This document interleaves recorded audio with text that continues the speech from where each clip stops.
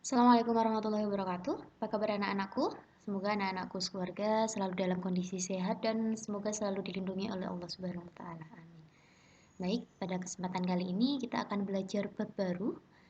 Jika kemarin kalian sudah mempelajari tentang bab garis dan sudut, kali ini kita masuk bab baru yaitu segi 4 dan segi 3. Di pertemuan sebelumnya, kalian sudah mempelajari tentang sifat-sifat dari bangun datar segi 4. Nah, pada pertemuan kali ini kita akan belajar tentang perhitungan yang terkait dengan bangun datar segi 4 ini.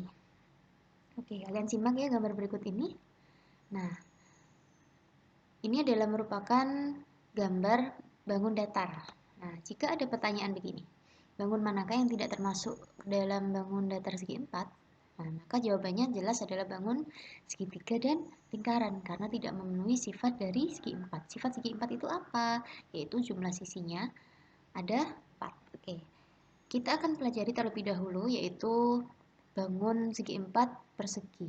Nah, yang akan kita pelajari adalah terkait tentang bagaimana sih cara menghitung luas persegi dan bagaimana cara menentukan keliling persegi. Nah, ini materi ini sudah kalian dapatkan waktu kalian SD. Jadi sekarang kita hanya review saja. Untuk menentukan luas persegi, gampang ya. Cara menghitungnya adalah sisi dikali sisi atau sama dengan sisi kuadrat. Nah, sisi itu yang ini. Sisi. Nah, kemudian untuk mencari kelilingnya, sebenarnya untuk menentukan keliling itu tidak perlu menggunakan rumus, nak. Karena kalian tinggal menjumlahkan saja semua sisinya. Nah, jika kalian mau menggunakan rumus, maka rumusnya adalah 4S atau 4 kali sisinya.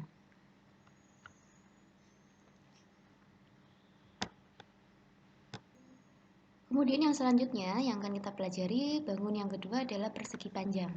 Hampir sama seperti persegi, yaitu kita akan belajar tentang bagaimana sih cara menentukan luas persegi panjang, bagaimana cara menentukan kelilingnya. Ini juga gampang karena kalian pasti semuanya sudah paham ya. Cara menentukan luas persegi adalah panjang dikali lebar. Kemudian untuk menentukan kelilingnya sama. Sebenarnya tidak perlu menggunakan rumus juga, tapi jika kalian mau menggunakan rumus, maka rumusnya adalah 2P ditambah 2L. P itu apa? P itu panjang, jadi sisi yang paling panjang. Ini namanya P ya. Jadi AB, CD ini merupakan P. Kemudian L itu apa? L itu lebarnya, yaitu sisi yang lain. BC dan AD ini sebagai L-nya. Jelas ya? Bangun yang ketiga yang akan kita pelajari di sini adalah jajar genjang. Nah, jajar genjang itu kurang lebih gambarnya seperti ini. Sama seperti bangun yang sebelumnya, kita akan belajar tentang cara menentukan luas dari jajar genjang dan keliling jajar genjang. Nah, untuk menentukan luas jajar genjang, kalian bisa menggunakan rumus A kali T. A itu apa? A itu alasnya. Jadi alasnya jajar genjang ini A, T itu adalah tinggi jajar genjang. Nah, kemudian untuk mencari kelilingnya, bagaimana caranya? Caranya untuk mencari keliling jajar genjang adalah kalian bisa melambangkan ini tidak harus M dan N ya. Jadi terserah kalian mau menggunakan apa. Ini saja pakainya M dan N. M itu yang mana? M itu sisi yang horizontal ini, M. N itu sisi yang vertikal atau yang berdiri. Ini N. Nah, untuk menentukan keliling jajar genjang, caranya adalah 2 kali M. M ya. M ini kali 2 ditambah 2 kali N. Nah, ini yang N. Atau untuk lebih ringkasnya, 2 kali M plus N. Kemudian untuk bangun yang selanjutnya yang akan kita pelajari adalah trapesium. Nah, ini kebetulan gambarnya ini adalah trapesium sama kaki, di panjang kakinya sama. Untuk perhitungannya kita akan belajar terkait luas dari trapesium. Bagaimana sih cara menentukan luas trapesium? Dan apa rumus untuk menentukan keliling trapesium? Nah, kalian ingat ya, karena untuk menentukan luas trapesium ini lumayan panjang daripada bangun yang lain, yaitu rumusnya adalah setengah dikali A plus B kali T. A itu apa, B itu apa? Nah, kita akan pelajari sekarang. A itu sisi horizontal yang berhadapan. Nah, A dan B ini adalah sisi horizontal yang berhadapan. Misalkan yang atas ini kalian lambangkan A, kemudian horizontal yang bawah, ini misalkan kalian lambangkan B. Nah, misalkan kalian tidak suka A dan B, kalian boleh melambangkan dengan abjad yang lain. Yang jelas A dan B ini adalah sisi horizontal yang berhadapan. Kemudian T itu adalah tinggi dari trapesium. Nah, ini T-nya ya. Untuk kelilingnya sama, yaitu tinggal dijumlahkan saja semuanya sisinya ini. Atau kalau mau pakai rumus juga bisa, rumusnya adalah A plus B plus C plus D. Jelas ya? Selanjutnya kita akan belajar tentang layang-layang. Nah, kalian perhatikan gambarnya, di sana ada gambar layang-layang A, B, C, D. Kita akan belajar bagaimana sih cara menentukan luas dari layang-layang dan bagaimana cara menentukan kelilingnya. Nah, untuk menentukan luas layang-layang, caranya adalah D1 kali D2 per 2. D di sini bukan diameter ya, D di sini adalah diagonal.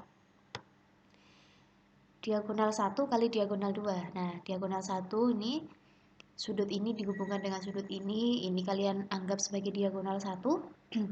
Kemudian diagonal 2-nya, sudut yang atas kalian hubungkan dengan sudut yang bawah, ditarik garis, ini namanya diagonal 2. Atau boleh sebaliknya, D1 kali D2 per 2, rumus untuk mencari luas. Nah, untuk mencari keliling, jika kalian mau menggunakan rumus, maka rumusnya adalah 2 kali A plus C atau 2 kali B plus D. Ini hasilnya sama ya.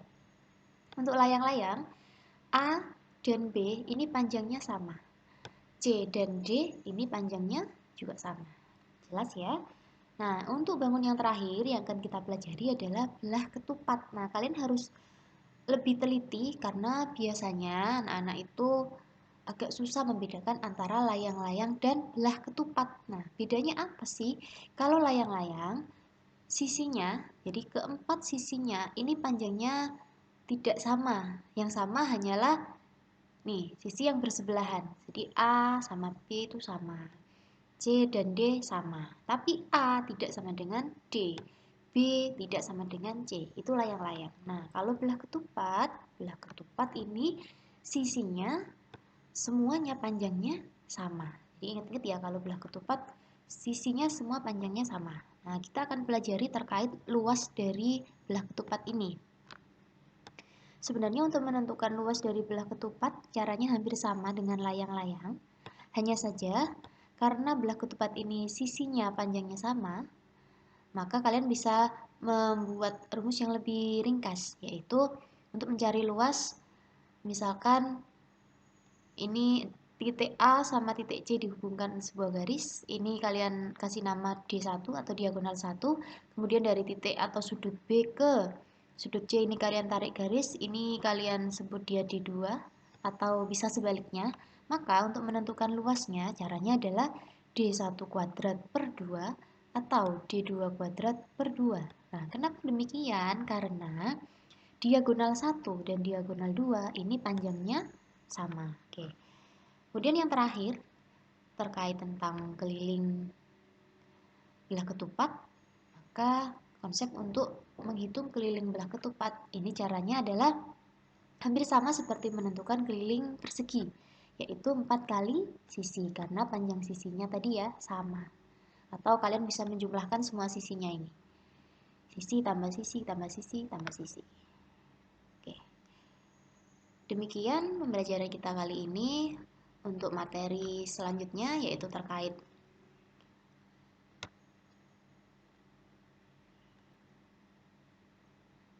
contoh soal dari bangun segi 4 ini akan saya sampaikan di video selanjutnya. Jadi kalian silakan buka video selanjutnya. Kali ini kita cukupkan sampai di sini. Terima kasih. Assalamualaikum warahmatullahi wabarakatuh.